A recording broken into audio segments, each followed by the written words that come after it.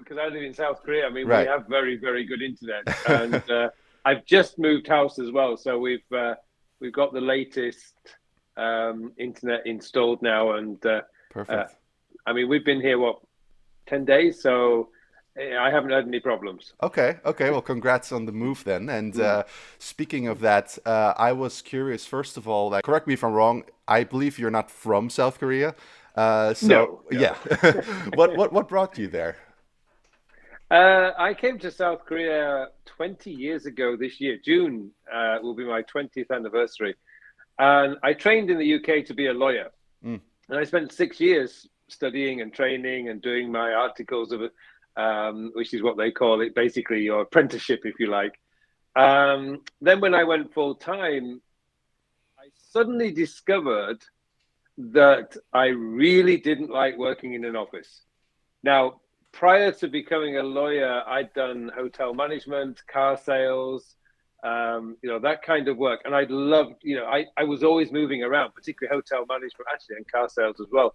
You're always moving around. Suddenly, being tied to a desk for 8 or 9 hours a day, just no, it didn't work with me. It's nothing to do with law. I mean, I still read law reports, I still find law interesting, but being stuck in an office, just no.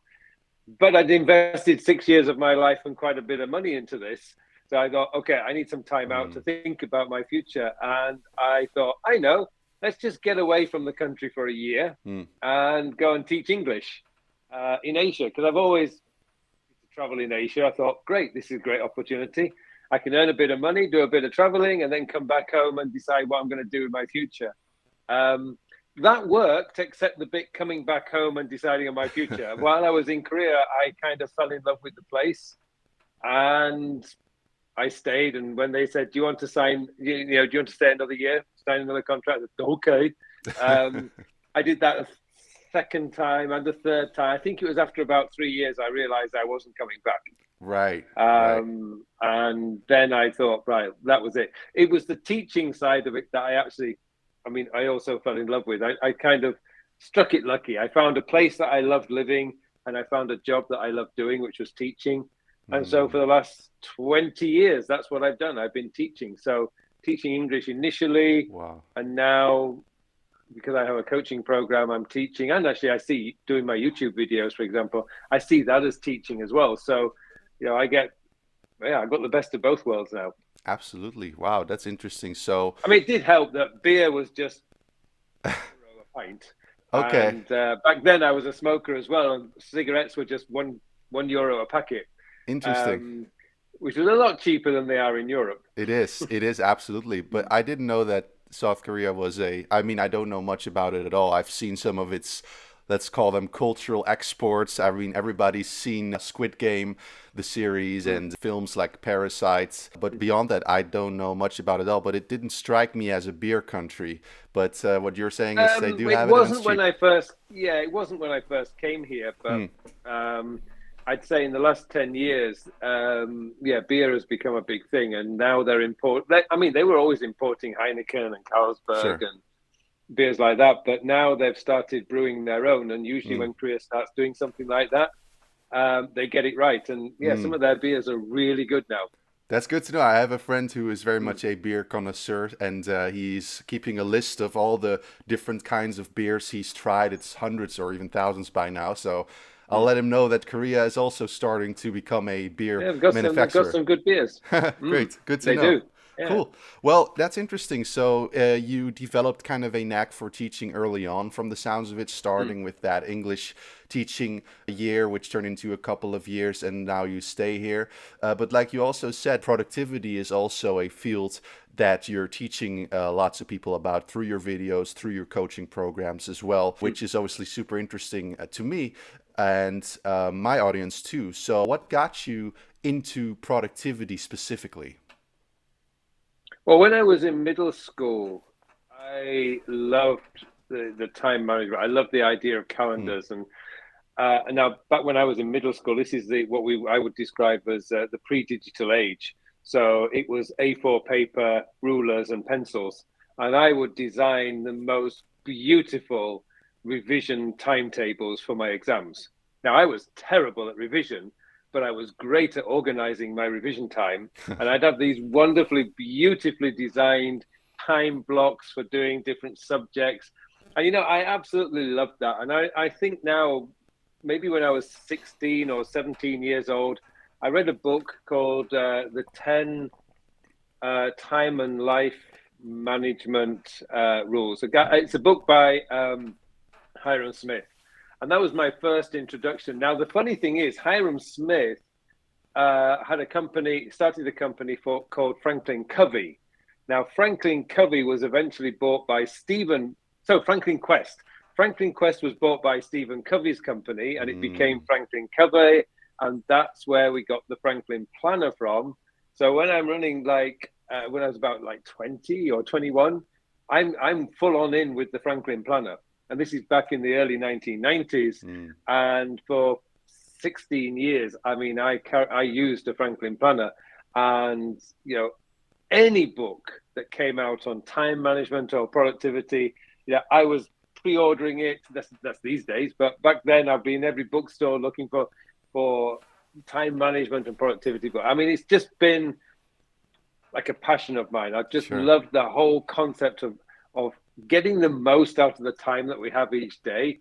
And that's where it all came from, and it never left me. And then, of course, I was actually quite late to GTD. I read that in 2009, so that was 12, 13, 14 years ago. And adopted that. That is what followed after doing the Franklin Planner for 15, 20 years or so. Right. But that's where it all started. It started in middle school, and It's never, ever left me, and it still hasn't left me. Sure, no, it certainly hasn't, and look where it's got you now. So, teaching thousands of people around the world on how they can get more out of their time. Could you walk us through, for those of us who aren't as familiar with it, and I'm one of those really, what is the Franklin Planner, and what are some of its kind of key principles? Well, the Franklin Planner was a beautiful A5 leather bounder that was really thick.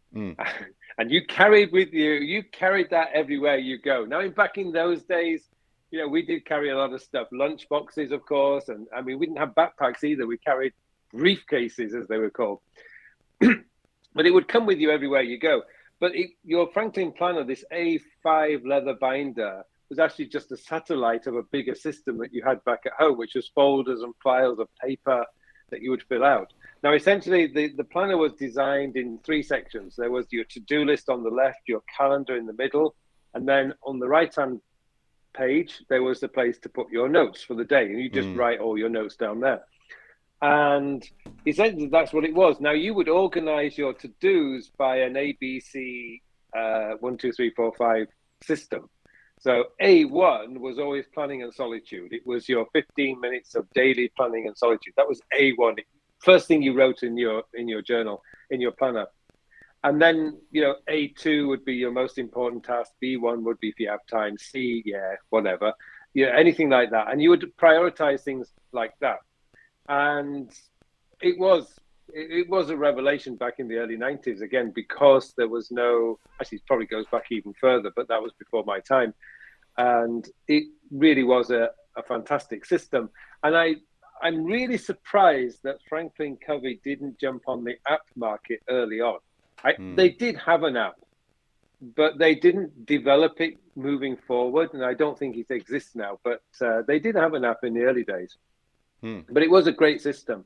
And I think that prioritization was probably one of the most important things for me, but I bought into the GTD system of not prioritizing.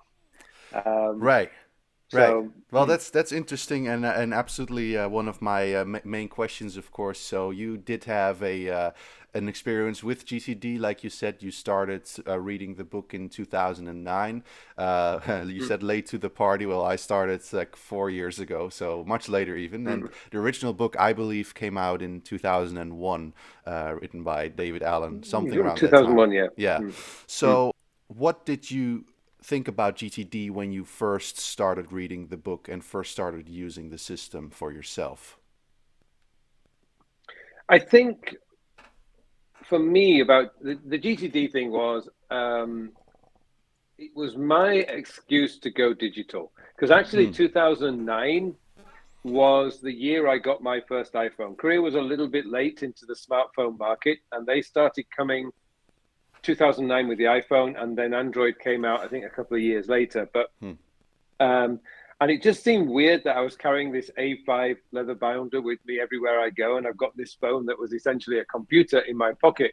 So GTD came along at the right time for me because it did enable me to shift to a digital system. And I liked the freedom of GTD. I liked the fact that everything was great. And I also liked, the idea of the context-based lists, so people, place, or person, people, place, or tool. That's it. People, place, or tool. So, your lists are organized by people you're interacting with on a regular basis. The tool, so it could be your computer, your phone, your whatever, and place, so home, office, and stuff like that. And that, to be honest, was absolutely fantastic for the first 5 years of using GTD. But around about 2014, 2015, I noticed that contexts were completely irrelevant now, because whereas in the past, and if you think about it, GTD was published in 2001 based on the previous 20 years of experience that David Allen had in the time management and productivity world. So GTD was written for the 1980s and 1990s.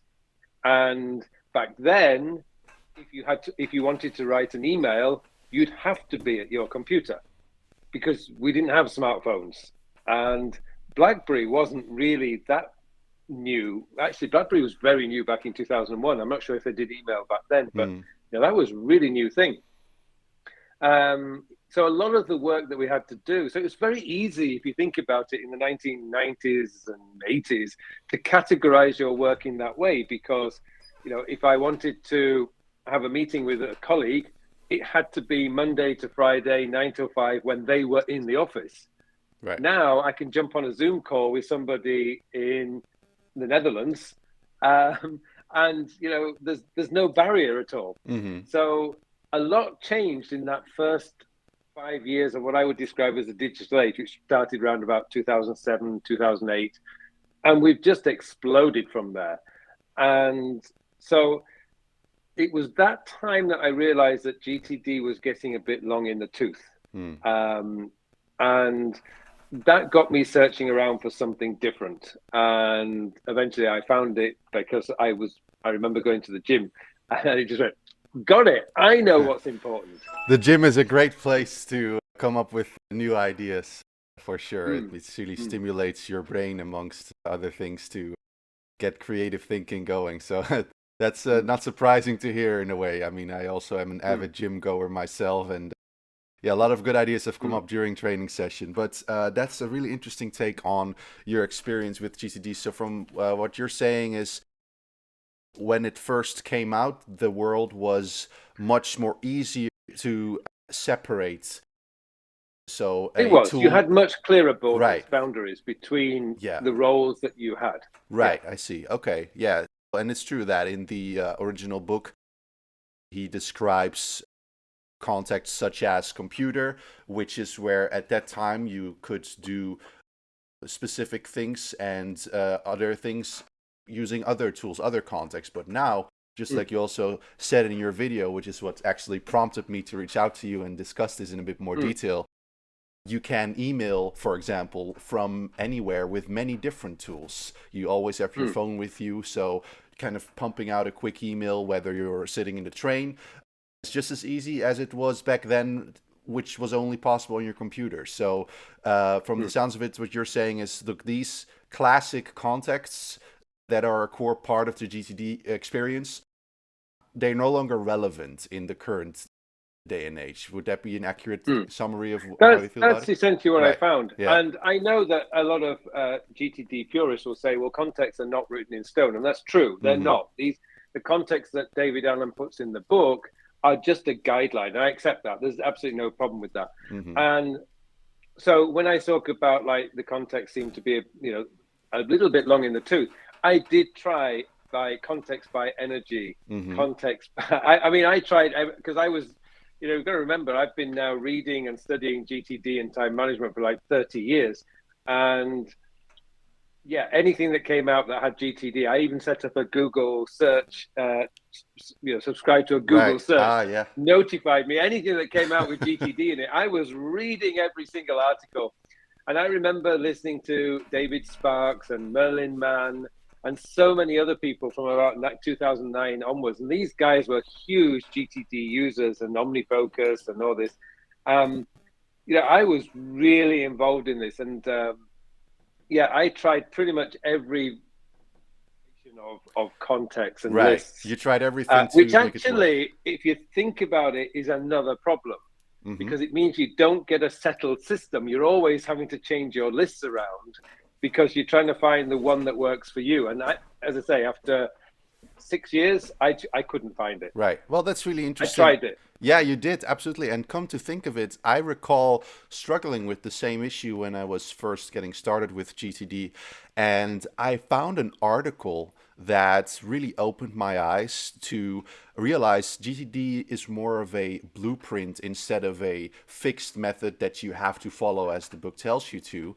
And It is. the article was titled "It's All About Your Context," and I believe, now to come to think of it, I believe you wrote that article. Does that sound familiar? That title? It might be actually. I might have Yeah. done, I may have done actually. Yeah, because I have been writing blog posts for about 8 years. I noticed, and I'll so find that it does again. coincide with my GTD Yes. world. And yeah, it could be. I mean, I know a lot of other people have done because I think quite a lot of people realize the same issue that I Sure. did, which contexts are really difficult to get right. Yeah. And the thing with GTD is your lists are done by context, not by project, which that actually opens up a whole different can of worms because why are we managing our to-do list by project? Right. Now, Right. interestingly, that came about because of app developers. App developers wanted to give us a really structured system so that it was like easy to walk us through to using their app. Hmm. So their lists are by project, but that's not GTD. True. GTD, your lists are by context, not project. Right. Yeah, and it's super interesting because I've reviewed dozens of apps on my YouTube channel. It's kind of my niche, so to speak, so far, and where I've Mm. also tried, hey, how can I make this app work according to GTD principles? And you're right, many apps are primarily project oriented, including Todoist, which Mm. I actually Mm. use too. Thanks to tags and filters and similar taxonomies in various apps, you can actually make it work. And to me, it's essential to have both views. I do still work from context primarily, but I wouldn't want only that. I still want to have a bird's eye view of all my projects, how are they progressing, and an easy way to see what I've done and what's left to do on that level Mm. as well. And what I've found is what you're saying too, is it is a struggle to keep your context lists up to date because they're always evolving. Your job may change, your tools may change, your interest changes, everything. So my contexts now are different than they were a year ago and the year before that. And it is probably the biggest struggle many people have with finding a context that is relevant to their life. Now, I've switched to a point where I also recognized every tool, sorry, there are multiple tools that allow you to do the same thing. So by now I'm grouping more based on the activity type that I'm doing. So for example, I create a lot of videos. I have a recording context. So I try to record as much as I can in one go. I have an editing context, which uses different tools, but it's still one kind of mode of operation. Email and calls, yeah, they're also the more classic ones, but I feel like they are tool agnostic. So I agree that the tools make it easy to do things wherever, whenever you are. So, but haven't yet come to the conclusion for myself that it means, that means contexts are no longer relevant. It just means you have to make them work for you. But I do agree it is a struggle to keep them up to date and relevant. And it's also a lot of work to keep it up to date. So I'm curious if we were to, step away from GTD like you have since, I guess, what is it, about a year, or 5 or 6 years ago or something then? It's probably I've been using my system for about 4 years now. I see. Perfect. Okay, cool. Mm, So mm. I'm curious, how does that system look, and how could you describe how it's evolved from GTD since then? Well, as I mentioned, I still remember the day when I was walking to the gym, Hmm. and it was I don't know if it was the context issue that I was thinking about, or it was just the fact that I seemed to be spending all my time reviewing and very little time doing the work. Mm. And it suddenly just hit me. I went, wait a minute, what's the most important thing about any task that we have to do? I thought, it's time. Mm. Do I have time to do it? And if Mm. so, when am I going to do it? And that was the thought I had as I was walking to the gym. And that workout, I don't remember actually what I did in that workout. I just remember that I would just this, my brain was just going, zzz. And I was kind of asking all these questions to myself. Essentially, I realized, well, actually, the only thing that really matters if you want to focus on the work that needs to get done is the work that you've decided needs to be done this week. So, in a sense, if you like, if you look at it from a GTD perspective, my contexts now are just time boxes. Mm. Am I doing it this week? Am I doing it next week? This month? Next month? Or is it just on hold or something for the long term, which is in GTD speak would be someday maybe. Mm. And I realized that this actually opens up a whole new kind of way of thinking, because it also means that one of the other problems that most people will find with any kind of task manager, it doesn't matter what system you're using, but any kind of task manager is just overwhelm, because task managers are designed rightfully to make it easy to get tasks into them. That's great. But the thing is, they're too easy. So we dump everything in there. And then our list just becomes bigger and bigger and bigger. And to the point comes where it's just overwhelming. And what most people do at that point is either blame the app or blame the system, when really think about who put the task in there in the first place. Yeah. We kind of got to step back. So I realized that by doing it by time, I could actually say, over a period of a few weeks, I can learn what my limit is. And I did. I Mm. know what my limit is. And so when I'm doing a weekly planning session, I know that if I've got, except routines, I don't count, but if I have 35 tasks in there, more than 35 tasks in my this week folder on a Saturday morning when I finish my weekly plan, I know there's too much and I have to go in and reduce it. Mm-hmm. And that's brilliant then, because now I'm actually stepping into the next problem, which is prioritization, which most people don't do. So again, the list just becomes overwhelming. Now I've got this automatic prioritization in there because I'm thinking, oh, I've got 40 tasks in my this week folder. It's not going to happen. Mm. So what can I push off to the following week or to a later date? Right. And essentially that's where it evolved from. So my whole system now revolves around, when am I going to do something? And it just gave me that clarity, because it also taught me to prioritize better as well, because I know, and eventually everybody learns this, you can't do everything. Oh, yeah. So you have to start learning. You have to start learning to say no to what you can ignore, what really isn't important. And for me, that's what the time sector system has done. It's actually taught me to prioritize a lot better. Mm-hmm. That's great. But there is something else that's important in there, which I really stress when I talk about this, is you really got to understand what your core work is. Mm-hmm. Now, yeah, I teach productivity. I still teach a little bit of English, but essentially, if I think about my core work, I'm creating content each week. It has to happen. Mm-hmm. So I write a blog post, I do a podcast, I do 2 to 3 YouTube videos a week, and 2 newsletters. So there's about 5 or 6 pieces of content that I must produce each week. That's my decision, but I must produce that this week, every week. So that's blocked off in my calendar, because I know I need 2 hours to write, to do the podcast script. I need 2 hours to write a blog post. I need 90 minutes to do my videos. I need 3 to 4 hours. So I block that off in my calendar before I start the week, because these are the must things that must happen. So I need time for it.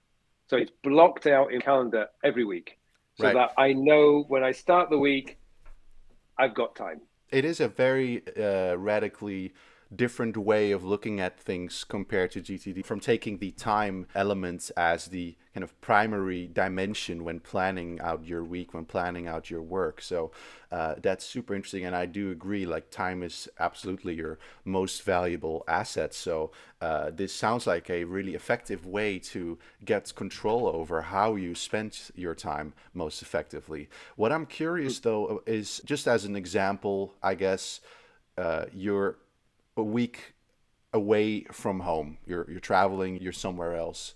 But part of the things that have to be done is, for example, fix a pipe in your kitchen sink. Well, Hmm. you're not home during that week, but it still has to be done. And I know you can call someone to do it, etc. But let's assume the only way to get it done would be to actually do it yourself. If we were to take a pure time-based approach, then there would be a conflict between the time within which the task has to be done and the actual place, the location you're in, right? So I'm wondering, to what degree do tools available, location, and people still come forth in this system when you're planning out your week? Because time, while very important, it isn't the only thing to take into account there, is it? Well, the example you give me, if like say I'm in Europe, which Right. I've got when I fly to Europe, it's from the moment I leave my house here, go to the airport, fly to Europe, get to Ireland where my parents now live, and travel to their house. It's about 18 to 20 hours that I'm away from, you know, a normal working environment. Mm. But the good thing is of course, I've got a calendar that tells me I'm going to be away essentially for 24 hours. So what needs to be done before I go? What can be done when I get back? Because I'll just block out that time. It's a travel time. It's blocked out. I can't do anything about it. I can't. I don't have the powers to be able to manipulate time and give myself 26 hours in a day. I only got those 24 hours, and I'm on a plane and I'm out. No man, I know that a lot of planes have Wi-Fi these days, but it really sucks. Mm. So I'm not going to try and do anything on there. Um, the example you give me, that if I'm not here and the pipe needs to be fixed, well, I'm not here. I mean, Right. there's nothing I can do about that. Yeah. It's not so much about time there. It's just a matter of that physically I'm just not at my house, and therefore I Yeah. would need to arrange for my father-in-law or somebody else to deal with that. It just becomes more But implicit, I suppose, instead of explicitly stating, well, this is something I'll just put on my at-home context list. Implicitly, you're aware, well, I won't be here for that time, so I'll either schedule it for a week later when I'm back, and I know when I'm back, so I don't have to keep that, I don't have to make the extra effort to log that somewhere. not really, no, because I mean, Mm. okay, I mean, I got an IKEA standing desk for the studio, which is down the hall there, and it's been a long time since I assembled some IKEA furniture. But being typical male, I thought, no, I can do this. And I knew when it was going to arrive. I knew it was going to arrive between 10 a.m. and 2 p.m. on, I think it was last Thursday, a week ago. And so I thought, right, so I need to set aside a little bit of time to build that, because I don't want that hanging over into the weekend. I want to get that built. So I thought, what could it be? It's a standing desk. Surely it's just an hour. Yeah, 4 hours later, I finally do it and went downstairs into the house for my dinner, feeling very frustrated, thinking it took me 4 hours to put a standing desk up. But Hofstadter's Law. the thing is, Does it sound yeah, familiar? but the thing is it was the reason why I did it last Thursday was because I knew I had no appointments, no calls on Thursday night. Mm. So there's a little voice inside my head saying, "Don't be overconfident. Yeah. This is you doing, building something. I'm not very good with my hands like that." So kind of, it wasn't a major deal. But, sometimes those problems do happen. But if I had a call, or I actually had to do something because my calendar is saying, like, do your exercise or do something, yeah, I'll stop building the desk and say, okay, this is going to take longer than I thought. I'll continue this either later this evening or I'll do it tomorrow. Sure. Yeah. But essentially my focus is on what I am physically and mentally capable of doing each day. Right. And the timesheet system has given me that. In a way, it's written down. It's in the digital system now, but it's written down. I know when I start the day that I've got enough time to do all these tasks. Even if I had COVID and was feeling absolutely horrible, I know that I could still get my most important work done for that day. Cool. That's great to hear. And that's where the prioritization, I suppose, also comes into play in a bit. Like you're aware of what that most important work is by prioritizing your tasks as well. The But one. actually, you just reminded me. I Mm, just a really good example. mm, Next Tuesday, I get my booster shot, COVID booster shot. mm-hmm, Now, the two vaccines that I've had before, the next day, the day after, I'm just like, oh, mm-hmm. I don't feel sick. I'm just tired. I just really, really, really tired. Yeah. So knowing that I've got this vaccine, this shot on Tuesday, I've already blocked my calendar out for Wednesday. I'm not even Right. going to try and do anything on Wednesday Yeah. because maybe I won't feel bad. And if I don't feel bad, I'll just bring something forward from Thursday, Friday. But I'm anticipating that that is likely to happen. Mm-hmm. So I'm not going to push it any further. Actually, speaking of which, I learned this. I learned a little trick like this from David Allen.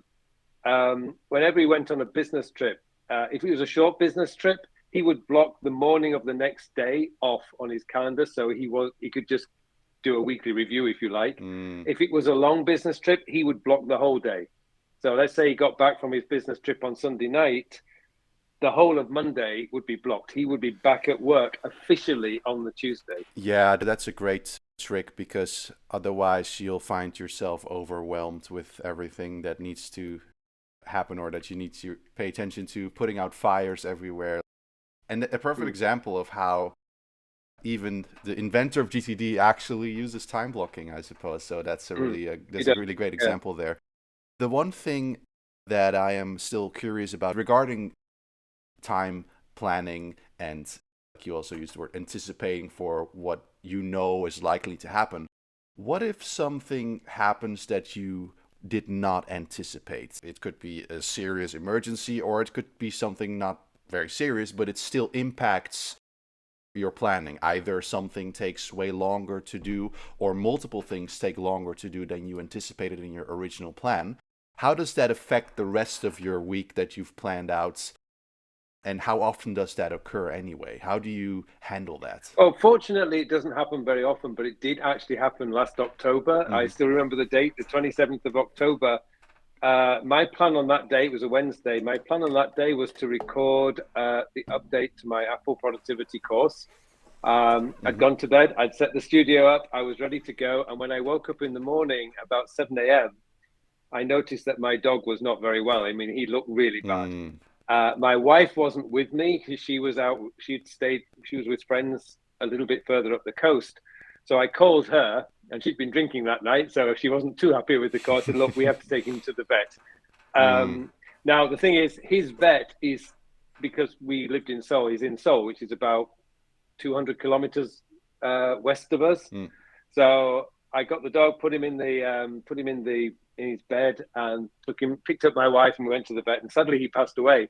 But that was like the whole day. So from when I woke up that morning, the first 30 seconds is like, right, we're recording today. And then 35 seconds, I'm thinking, something's not right.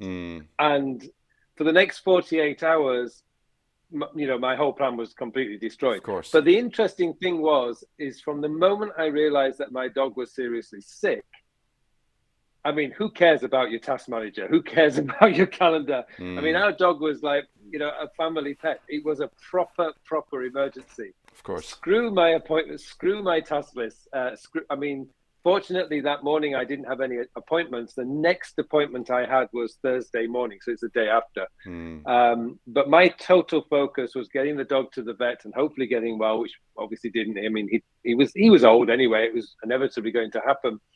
And then in Korea, you see, we have this. We have pet crematoriums. So we had to take him to the pet crematorium. It was like done very, very beautifully done. But the whole day was gone. We stayed at my parents-in-law house that night.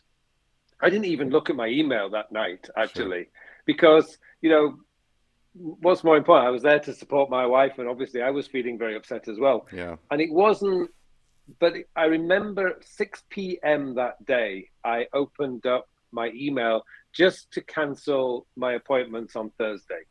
That was the only thing I did. I didn't even bother looking at my email. So I think sometimes when an emergency really happens, what I learned from that was, your task list does not matter.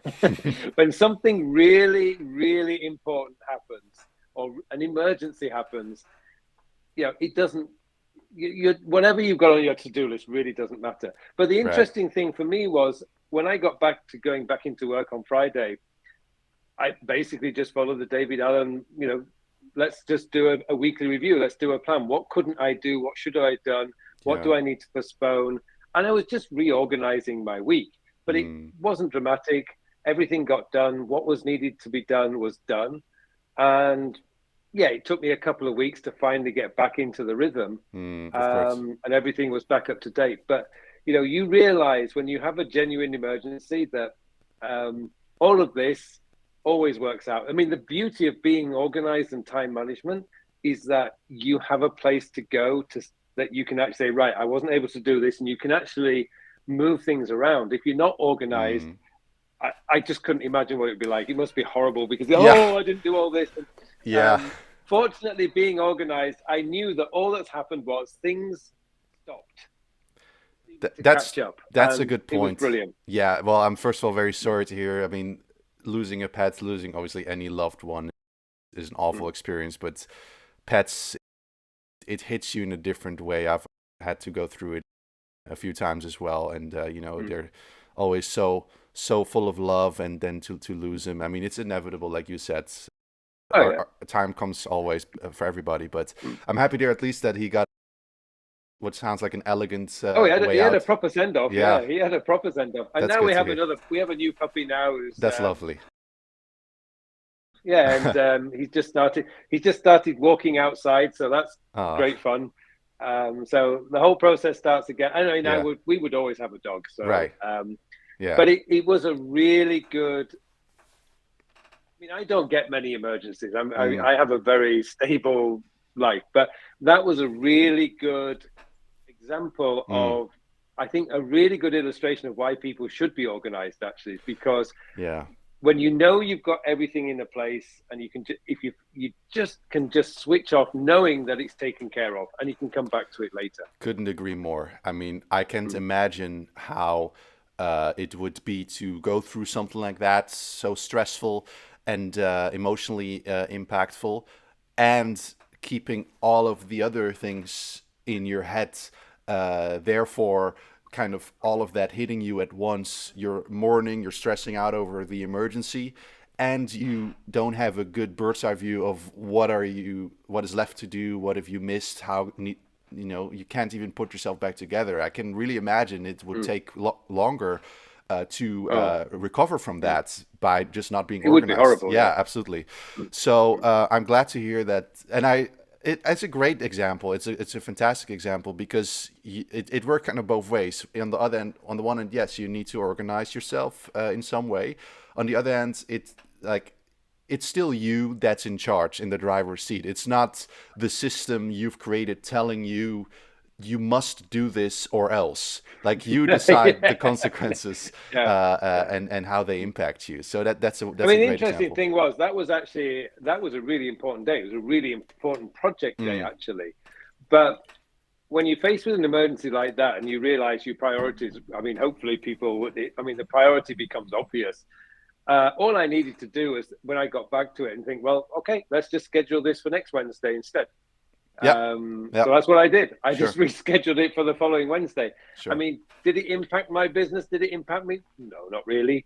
Hmm.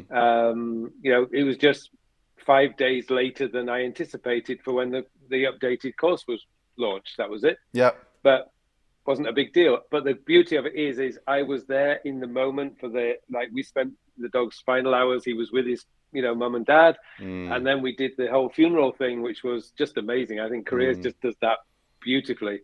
And yeah, I was so glad that I I'm organized. I mean, Yeah. that was just a really good illustration of me thinking, I don't have anything to worry about. No, all I had to do was send four emails. Yeah. Yeah, That that's was it. Just saying, really sorry, I'm not going to be able to make our meeting tomorrow. And that was it. yeah.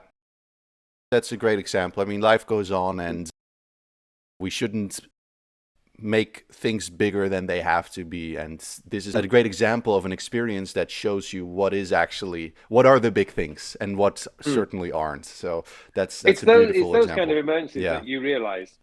Yes, they do. Mm. Well, that's interesting. And the last thing before we run out of time, I think would be to take a look at your setup. How do you actually currently organize your system digitally? I believe, like me, you also use Todoist. I can imagine you also use a calendar. Do you have a way of showing us how you are actually applying your time sector system through Todoist or another tool? Well, for me, there's three essential tools. You're right. Right. Todoist is one, and that's where the time sector system is. It's like this week, next week. Where Todoist has projects, mine is this week, next week, um, Mm, this mm, month, next month, and so on. mm. The calendar, of course, because I block out, and it's recurring as well. So I know Monday morning is writing day. I know Tuesday morning is podcast script writing day. I know Friday is my YouTube video. So when I wake up tomorrow morning, being a Friday, I don't have any decisions to make. It's recording day, Yeah. and that's another thing actually that you will learn from like Steve Jobs, because he always wore the same clothes, because you're reducing the decisions. You start to learn that if you can part of being more productive is reducing the number of decisions you have to make. Yeah. So I know Monday morning when I wake up, I'm writing. I have a few early morning calls and then I'm writing. I know Friday morning when I wake up, I am doing my video recording. They're blocked in my calendar. My projects are all managed in my notes app because it just seems to be a more logical place for that. And I use Evernote as my main notes application. I had a wobble a couple of years ago when Evernote was going through that transition where I was thinking I need a better notes app.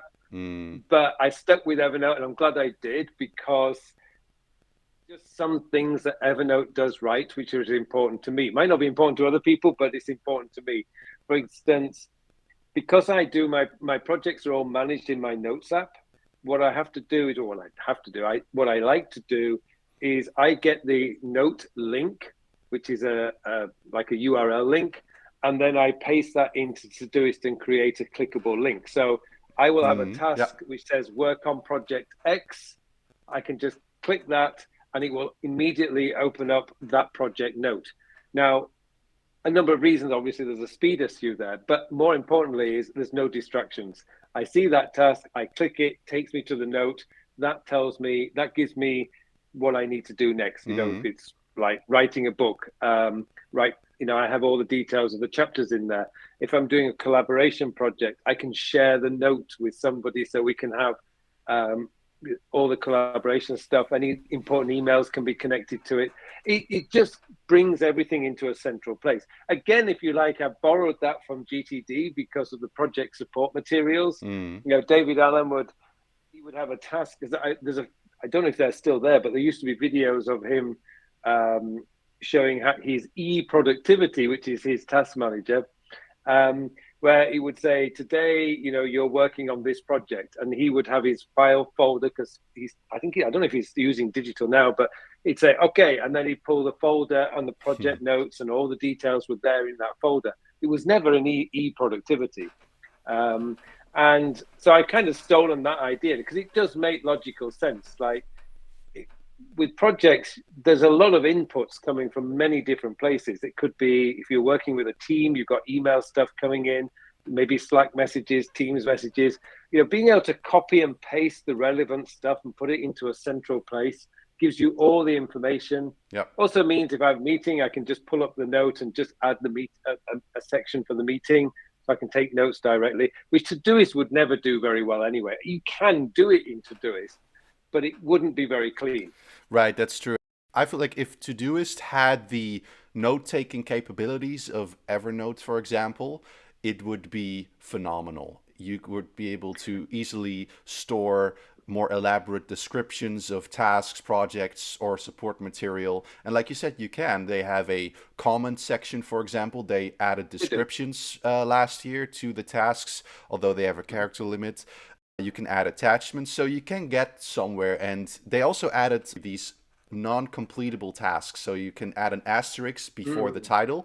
Therefore, you are able to distinguish between something actionable and something more reference or supportive. And maybe that's kind of my Achilles heel. I always try to compromise everything into one system as much as I can, like centralize it. So at this point, I'm even using Todoist for reference material. I do use Evernote for quick notes, but I try to store everything into Evernote. So when it's an article, for example, that I save for later or just to find whenever I need it, it is actually limited because it's just the URL with the title of the article. But what if that article goes offline, for example? Then I've kind of lost it. Whereas with Evernote, you could use the web clipper to capture the original content and store that as a note. And I feel like nobody does it better, at least from what No, I've they seen. don't. You're right. Yeah. I mean, I've just learned from like a bit of experience, but where companies are trying to do too many things, are you a task manager or you're a note taking application? They end up compromising, Mm-hmm. and Yeah. it's been interesting to watch Evernote bring in tasks. I think they're doing it in a pretty good way, but looking at some of the comments and the people saying, "Oh, I wish you could do this. I wish you could do that," and I was thinking, well, that's what a task manager does, not what Yeah. a note-taking application does. Right. I know what tasks are meant for. Um, you could actually build a fantastic CRM system now in Todoist in Evernote, and I've got a couple of clients in my coaching program who are sales executives who Mm. have done that. They've built their own personal CRM, which is Mm. just incredible, using Evernote tasks as their reminder to get back in touch with a contact. Right. And I Very like cool. that idea because it's a little bit like compartmentalizing your work.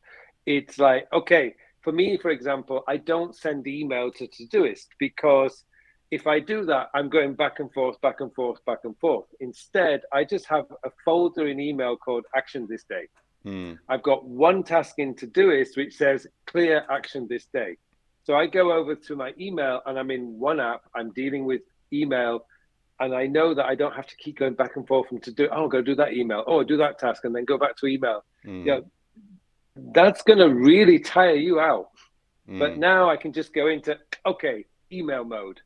And then I can go, okay, writing mode. It's a little bit like maybe it just works for me, but going into different modes, I find that I get a lot more work done. Very cool. Well, it sounds like you found tools that work for you and that are just, and I think that's key also, that are intuitive for their Mm, purpose.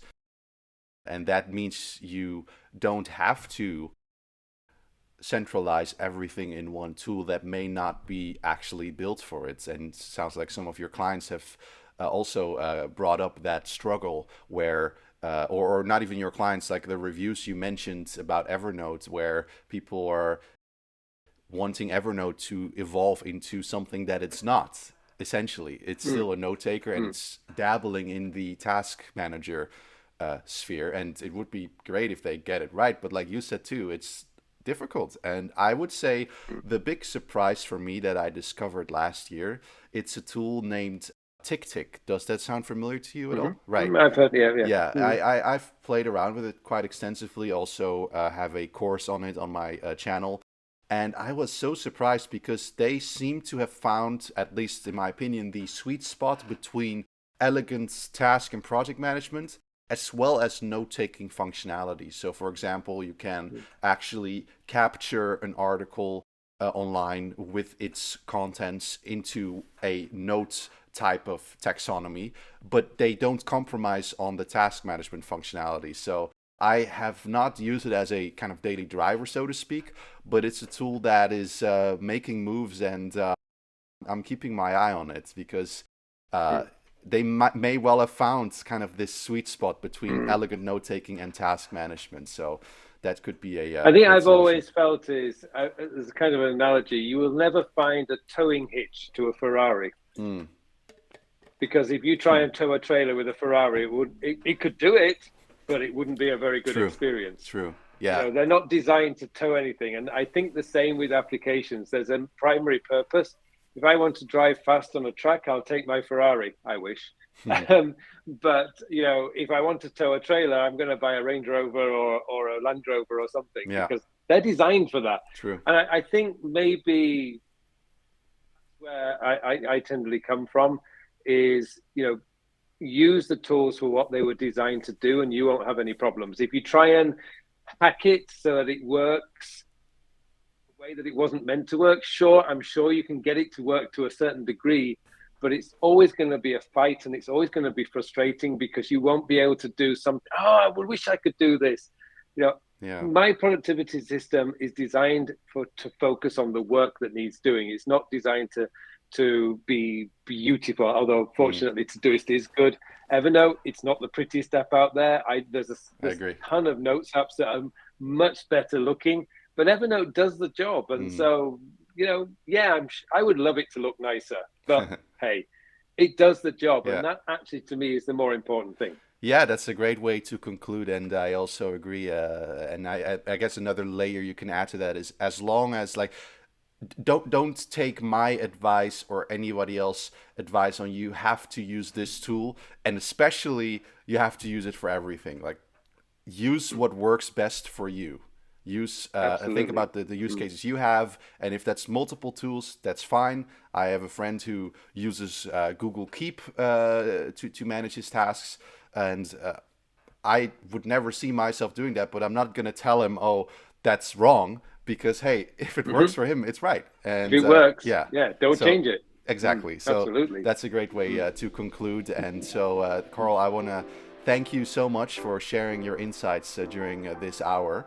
You're welcome. If people want to find you online, where should they go? Best place to go is my website, carlpullein.com.